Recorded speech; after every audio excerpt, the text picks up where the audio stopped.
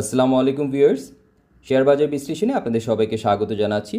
তো গত একদিন আগেই কিন্তু আমরা বলছিলাম যে ডিসিএক্স 5630 থেকে 5685-তে অবস্থান ধরে রাখার চেষ্টা করছে, একটা ট্রেডিং পজ হতে পারে। আবার আমরা এটাও বলছিলাম যে পিচফর্কের একটা ইম্পর্ট্যান্ট রিজেকশন লেভেলের কাছাকাছি অবস্থান করছে এবং ডাবল টপ ফরমেশন অনুযায়ী আমরা যেটা দেখেছি যে আজকে কিন্তু একটা লং রেড ক্যান্ডেল, একটা বিয়ারিশ ক্যান্ডেল তৈরি করেছে, 5554-তে ক্লোজ করেছে। এবং আমরা কিন্তু বলছিলাম কি 5685-র এই লেভেলটাকে ভেঙে অ্যাকসেপ্টেন্স তৈরি করতে পারবে কিনা, ব্রেকআউটের প্রস্তুতি নিচ্ছে কিনা, সেটা নিয়ে কথা হচ্ছিল। তো আজকের সেশন কিন্তু সেই প্রশ্নের প্রথম উত্তর দিয়ে দিয়েছে।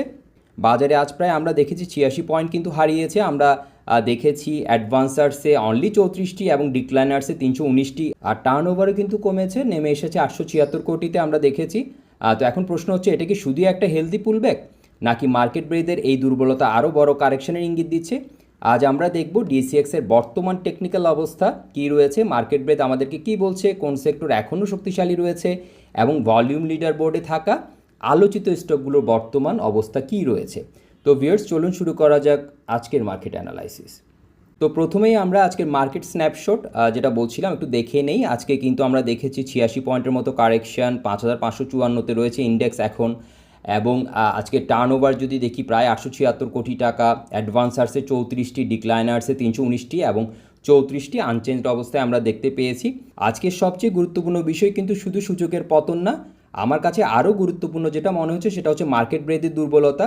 কারণ বাজারে যখন প্রতি একটি অ্যাডভান্সিং স্টকের বিপরীতে 13টির বেশি ডিক্লাইনিং স্টক থাকে, তখন বুঝতে হবে সেলিং প্রেশার পুরো মার্কেটেই ছড়িয়ে পড়েছে। আর টার্নওভারও কমে যাওয়ায় বোঝা যাচ্ছে বায়ার্স আপাতত অনেকটাই ডিফেন্সিভ মুডে চলে গেছে। এখন আসে সূচকের চার্টে ভিউয়ার্স। আমরা যদি সূচকের চার্টের দিকে তাকাই, যেটা বলছিলাম যে গত কয়েকদিন 5630 থেকে 5685-তে অবস্থান ধরে রাখার চেষ্টা কিন্তু আমরা দেখেছি। আজকে কিন্তু আমরা দেখেছি ডিসিএক্স ঠিক সেই লেভেল থেকেই রিজেকশন পেয়েছে। এখন আমাদের জন্য গুরুত্বপূর্ণ জোনগুলো যদি আমরা দেখার চেষ্টা করি, 5500 থেকে 5550 হচ্ছে immediate support zone. Major support হচ্ছে এখন 5300 থেকে 5360, আর উপরের দিকে রেজিস্ট্যান্স যেটা আমরা বলছিলাম 5630 থেকে 5685, এটা এখন স্ট্রং একটা রেজিস্ট্যান্স এরিয়া। তবে আজকের পতনের মধ্যেও কিন্তু একটি ইতিবাচক দিক রয়েছে ভিউয়ার্স, আর সেটা হচ্ছে ডিএসএক্স এখনও কিন্তু EMA 20 এবং EMA 50-র উপরে অবস্থান করছে, অর্থাৎ মিড টার্ম রিকভারি স্ট্রাকচার এখনও কিন্তু পুরোপুরি ভেঙে যায়নি। এবং আমরা দেখতে পাচ্ছি এখনও কিন্তু 5554-তে আজকে ক্লোজ করেছে, সো 50-এর উপরে কিন্তু রয়েছে এখনও পর্যন্ত। তবে শর্ট টার্ম মোমেন্টাম যে দুর্বল হয়েছে সেটি কিন্তু আজকের চার্ট এবং ব্রেথ দুটোই স্পষ্টভাবে আমাদেরকে দেখাচ্ছে। তো আমার কাছে আগামী কয়েকটি সেশনের সবচেয়ে গুরুত্বপূর্ণ লেভেল হচ্ছে 5500। এই জোন ধরে রাখতে পারলে বাজার আবার বাউন্স করার সুযোগ পাবে, কিন্তু 5500 লেভেল যদি ভেঙে যায় সেক্ষেত্রে 5300 থেকে 5360 জোন আলোচনায় আসতে পারে। আর আজকের মার্কেট ব্রেথ আমার কাছে সবচাইতে গুরুত্বপূর্ণ ডাটা, যেখানে আমরা যেটা বলছিলাম অনলি 34টি অ্যাডভান্সার্স, ডিক্লাইনার্সে 319টি আমরা দেখতে পাচ্ছি। এটি আমাদের বলে যে সেলিং প্রেশার এখন কয়েকটি নির্দিষ্ট স্টকে কিন্তু সীমাবদ্ধ নেই, বরং পুরো মার্কেট জুড়ে কিন্তু ছড়িয়ে পড়েছে। অনেক সময় সূচক শক্তিশালী দেখালেও ব্রেথ দুর্বল হয়ে যায়, আর সেই ব্রেথ উইকনেস পরবর্তীতে সূচকের উপরে চাপ তৈরি করে। তাই আজকের ব্রেথ রিডিংকে আমি একটি গুরুত্বপূর্ণ ওয়ার্নিং সিগন্যাল হিসেবেই দেখছি। আর আজকের হিটম্যাপের দিকে তাকালেও কিন্তু আমরা পরিষ্কারভাবে দেখতে পাচ্ছি লাল রঙের আধিপত্য, অর্থাৎ প্রফিট টেকিং কিন্তু পরিষ্কারভাবে দেখা যাচ্ছে। তো ভিউয়ার্স, আমরা এখন দেখে নিই আজকের ভলিউম লিডার বোর্ড। আমরা যেটা বলছিলাম যে আজকে কিন্তু আমরা হিউজ সেলিং প্রেশার ছিল, কিন্তু মজার বিষয় কিন্তু আমরা দেখতে পাচ্ছি গত কয়েকদিন ধরে যেসব স্টক নিয়ে আমি আলোচনা করেছি তার বেশিরভাগই এখনও কিন্তু ভলিউম লিডার বোর্ডে অবস্থান করছে। এর মধ্যে আমরা দেখতে পাচ্ছি national feed mill limited, NCC bank, IPDC, Robi, BD Thai, Summit Alliance Port এবং সিমট্যাক্স। তো এগুলো নিয়ে আজকে আপডেটটা দেখার চেষ্টা করব যে আজকে কি অবস্থায় ছিল এই স্টকগুলো। তো ভিউয়ার্স, আমরা এগুলো টেকনিক্যাল স্ট্রাকচারগুলো দেখে নিই। ন্যাশনাল ফিড মিল লিমিটেডে যেটা বলছিলাম একটা ক্রিটিক্যাল জোনের কথা, 2110 থেকে 2150, সেটার উপর অবস্থান ধরে রেখেছে। আজকের ক্যান্ডেলটা আমরা দেখেছি যদিও অনেকটা নিচে থেকে ওপেন করেছে, 2060 ওপেন করেছে, ক্লোজ কিন্তু করেছে 2240-এ। তো আমরা বলছিলাম যে 22.5-এর উপরে যদি অবস্থান ধরে রাখতে পারি সেক্ষেত্রে হয়তো উপরে যাওয়ার এবং র্যালিটা কন্টিনিউ করার একটা সম্ভাবনা রয়েছে। একটা বড় গ্যাপ দিয়ে কিন্তু ওপেন করেছে, গ্যাপটা কিন্তু এখনও ধরে রেখেছে। আমরা দেখতে পাচ্ছি ভলিউম কনফার্মেশন রয়েছে, আজকে কিন্তু ভলিউমের কনফার্মেশন ছিল। গতদিন কিন্তু স্পিনিং টপ ছিল ইনডিসিশন ক্যান্ডেল, ভলিউমটা এভাবে কনফার্ম করেনি আমাদেরকে। তো আজকে কিন্তু ভলিউমটা আমরা ভালো দেখতে পাচ্ছি। হ্যাঁ, তো সব কিছু মিলিয়ে স্ট্রাকচারটা আমি স্ট্রংলি বুলিশ স্ট্রাকচারে বলবো। এখন যদি 22.5-এর উপরে অবস্থান ধরে রাখতে পারে সেই ক্ষেত্রে হয়তো উপরের যে লেভেলগুলো আমরা দেখতে পাচ্ছি, স্ট্রং একটা লেভেল আমরা দেখতে পাচ্ছি, যেটা 26.5 থেকে 26.5 লেভেলটা ইম্পর্ট্যান্ট হতে পারে। তো আজকে মার্কেট বেয়ারিশ থাকলেও আমরা কিন্তু ন্যাশনাল ফিডবিল লিমিটেডে আজকে ভিন্ন চিত্র দেখতে পাচ্ছি। এরপরের স্টকটা হচ্ছে এনসিসি ব্যাংক।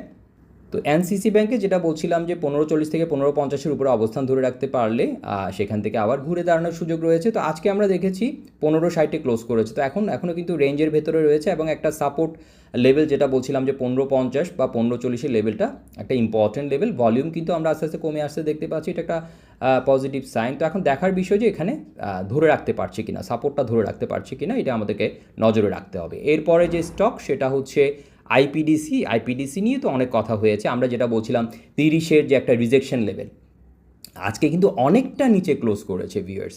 তাহলে আমরা রিজেকশনটা কিন্তু যেটা বলছিলাম যে 30-এর রিজেকশন, সেটা কিন্তু আমরা পেতে দেখেছি, ক্লোজ হয়েছে অনেকটা নিচে, আমরা যেটা দেখতে পাচ্ছি 26.80। তো এখন ভলিউমের দিক থেকে কিন্তু আমরা এটাকে এখনও ওইভাবে করে পুরোপুরি বেয়ারিশ বলতে পারছি না। রিট্রেসমেন্ট হচ্ছে এখানে একটা গ্যাপ যেটা ছিল আমরা দেখেছি, একটা ব্রেকআওয়ে গ্যাপের পরে এটা রানিং গ্যাপ হিসেবে আমরা এটাকে কিন্তু কনসিডার করছিলাম, এখন কিন্তু অনেকটা এক্সজেশনের দিকে যাচ্ছে। সো এখন যদি গ্যাপটা ফিল আপ করে ফেলে, মানে যদি 26-এর নিচে চলে আসে, তাহলে সেক্ষেত্রে আবার যে জোনটার কথা বলছিলাম সেটা ইম্পর্টেন্ট হবে, আলোচনায় আসতে পারে, যেটা 22.5 থেকে 24-এর যে জোনটা রয়েছে এটা আমাদের জন্য ইম্পর্টেন্ট হতে পারে যদি ওই গ্যাপটাকে যদি ফিল আপ করে ফেলে। আমরা যেটা বলছিলাম যে 22.5 থেকে 23.5-এর যে জোনটা রয়েছে এটা ইম্পর্টেন্ট হতে পারে, আলোচনায় আসতে পারে। তো এখন দেখার বিষয় যে এই গ্যাপটা ধরে রাখতে পারছে কিনা, এখান থেকে আবার নতুন করে শক্তিশালী হতে পারছে কিনা। এরপরে হচ্ছে রবি। তো রবিতে যেটা বলছিলাম যে একটা রিজেকশন লেভেলের কাছাকাছি গিয়ে আমরা কিন্তু ফিয়ার ফেস করতে দেখতে পাচ্ছি, যদিও কালকে গ্রিন ক্যান্ডেল দিয়ে ধরে রাখার চেষ্টা করেছে, 32.90-তে ক্লোজ করেছে, কিন্তু আজকে আমরা দেখেছি একটা এনগালফিং, বিয়ারিশ এনগালফিং। আগে দেখেছিলাম একটা ডার্ক ক্লাউড কভার। সো আমরা কিন্তু এখানে ক্যান্ডেলিস্টিক প্যাটার্ন হিসাবে এটাকে যদি কনসিডার করি, সেক্ষেত্রে আমরা এটাকে এনগালফিং তো পাচ্ছি, আবার যদি আমরা এভাবে করে 3টা ক্যান্ডেল ট্রিপল ক্যান্ডেলিস্টিক সেট আপে দেখতে যাই, অনেকটা দেখতে ইভিনিং স্টারের মতো, যদিও গ্রামার ফলো একদম করছে না, বাট আমরা দেখেছি মার্কেটে সবসময় গ্রামার ফলো করে না। তো এখন কিন্তু আমরা দেখতে পাচ্ছি একটা ইম্পর্টেন্ট লেভেল হচ্ছে 31.80, আর আমরা এভাবে বলতে পারি যে 31 থেকে 31.80 লেভেলটা একটা ইম্পর্টেন্ট হয়তো জোন। এটার উপরে কী ধরনের রিয়াকশান দেখাচ্ছে সেটা এখন দেখার বিষয়। এখনও যদি আমরা স্ট্রাকচার বিচারে বলি, এখনও স্ট্রং স্ট্রাকচার ধরে রেখেছে, তবে একটা ফিয়ার লেভেলে আমরা যেটা বলছিলাম একটা ইম্পর্টেন্ট লেভেল থেকে রিজেকশন দেখাচ্ছে, ঠিক আছে। ভলিউম বিচারে এখনও বুলিশ আমরা বলবো। এরপরের যে স্টক সেটা হচ্ছে বিডি থাইতেও কিন্তু আমরা দেখতে পাচ্ছি, দেখেন যে একটা লেভেল যেটা বলছিলাম 20.50, সেটার উপরে কালকে একটা ক্যান্ডেল দিয়ে কিন্তু মোটামুটি ক্লোজ করেছে 21.20।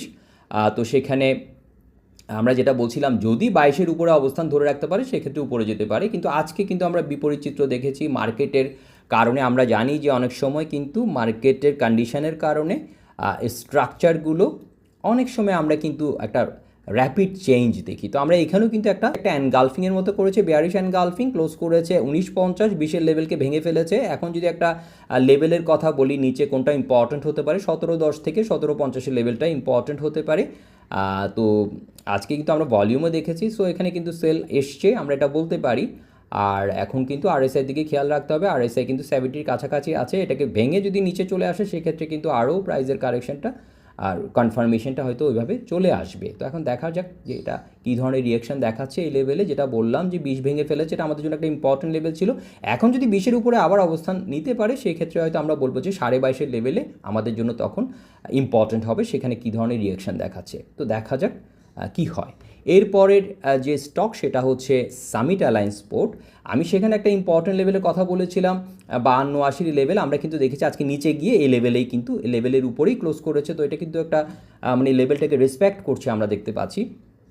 আর আমরা একটা ডাবল টপ ফর্মেশনের মতো দেখেছি, সেটা ভেঙে যতটুকু কারেকশন হওয়ার অতটুকু কিন্তু আমরা বলেছিলাম যে এই লেভেল পর্যন্ত আসলে হয়ে যাবে। সো এখন দেখার বিষয় যে এখান থেকে এটা দাঁড়াতে পারি কি না, এবং এখানে যে ইএমএ 20 এবং 50-র যে লেভেল আছে এটাকে রেসপেক্ট করে কি না। এখন আমরা দেখতে পাচ্ছি ইএমএ 20-র কাছাকাছি অবস্থান করছে। সো দেখা যাক কী ধরনের রিয়াকশান দেখে। ভলিউম বিচারে আমি কিন্তু এখনও স্ট্রাকচারকে বুল হিসাবে বলবো, টোটাল মানে বুলিশ স্ট্রাকচার ধরে রেখেছে, বা আমি বুলিশ বলবো। অনেক দিনের একটা অ্যাসেন্ডিং চ্যানেল, আমরা যদি একটু ছোট করে দেখি দেখেন তাহলে আরও হয়তো ক্লিয়ার হবে। হ্যাঁ, এখনও কিন্তু বলবো না যে ভেঙে গেছে, এখানে কিন্তু স্ট্রং সাপোর্ট আমরা দেখতে পাচ্ছি। তো দেখা যাক এরপরের যে স্টকটি আজকের লাস্ট স্টক যেটা নিয়ে কথা বলবো সেটা হচ্ছে সিমট্যাক্সে যেটা বলছিলাম সিমেট্রিক্যাল কম্প্রেশনকে ভেঙে একটা লং ক্যান্ডেল দিয়েছে এবং ক্রিটিক্যাল জোন হিসাবে যেটা বলছিলাম এখানে একটা লেভেল আমি হাইলাইট করে দিয়েছিলাম যেটা হচ্ছে যে 2780 থেকে 2870, সেখানে গিয়ে একটা আমরা রিজেকশন ফেস করতে দেখতে পাচ্ছি। যদিও এটা মার্কেটের জন্য হয়েছে একটা অ্যানগালফিং, বেয়ারিশ অ্যানগালফিং ফরমেশনের মতো দেখা যাচ্ছে। তো ভিউয়ার্স আজকে কিন্তু একটা জিনিস অবশ্যই অবজার্ভ করার মতো, এটা কিন্তু অবশ্যই আমাদের সবার হয়তো আমরা দেখতে পাচ্ছি যে অ্যানগালফিং প্যাটার্নটি আজকে অনেকটা চার্টে কিন্তু অনেকগুলো চার্টে আমরা দেখতে পাচ্ছি। তো এটাই বোঝা যাচ্ছে যে এই যে প্যাটার্নটা এটা কিন্তু মানে স্বাভাবিকভাবে তৈরি হয়নি, এটা মার্কেটের কারণে এই ধরনের একটা ফিয়ার ফেস করছে মার্কেট, যে কারণে আমরা এই ধরনের প্যাটার্নটা ফর্ম করতে দেখতে পাচ্ছি। তো এখনও কিন্তু আমি বলবো যে স্ট্রাকচার স্ট্রং রয়েছে এবং প্রাইস যদিও আজকে 2660-এ ক্লোজ করেছে, এখন দেখার বিষয় যে আমাদের জন্য ইম্পর্টেন্ট হবে 26-এর উপর ধরে রাখতে পারছি কিনা, ঠিক আছে, আর এই লেভেলটাকে ব্রেক করতে পারছি কিনা, 2870-এর উপরে অবস্থান নিতে পারছি কিনা। যদি নিতে পারে 32 লেভেলটা আমাদের জন্য ইম্পর্টেন্ট হতে পারে। তো ভিউয়ার্স আমরা দেখে নিলাম ভলিউম লিডার বোর্ডে থাকা আজকের যে স্টকগুলো যেগুলো নিয়ে আমরা কয়েকটা ট্রেডিং সেশন থেকে আলোচনা করে আসছিলাম, সেটা স্ট্রাকচার। তো এখন আগামী কয়েকটি সেশনে আমাদেরকে নজরে রাখতে হবে আমরা যেটা বলছিলাম 5500 যে সাপোর্ট আর সেটা ধরে রাখতে পারছি কিনা, মার্কেট ব্রেথ রিকভারি শুরু হচ্ছে কিনা, ফিনান্সিয়াল ইনস্টিটিউশন সেক্টর নেতৃত্ব ধরে রাখতে পারছি কিনা, এবং ভলিউম লিডার কাউন্টারগুলো সাপোর্ট থেকে কেমন রিয়েকশন দেয় সেটা আমাদের দেখতে হবে। তো ভিউয়ার্স এখন সবচেয়ে গুরুত্বপূর্ণ যে প্রশ্ন সেটা হচ্ছে বাজার কি 5500 সাপোর্ট থেকে বাউন্স করবে, নাকি ব্রেথ কলাপস বাজারকে 5300 থেকে 5360-এর যে সাপোর্ট জোন রয়েছে এর দিকে নিয়ে যাবে? এই প্রশ্নের উত্তরই সম্ভবত আগামী কয়েকটি সেশনে বাজারের পরবর্তী দিক নির্ধারণ করবে। তো ভিউয়ার্স আজকের ভিডিও এই পর্যন্তই। ভিডিওটি ভালো লাগলে এবং ইনফরমেটিভ মনে হলে অবশ্যই লাইক করবেন এবং শেয়ার করবেন। ধন্যবাদ সবাইকে।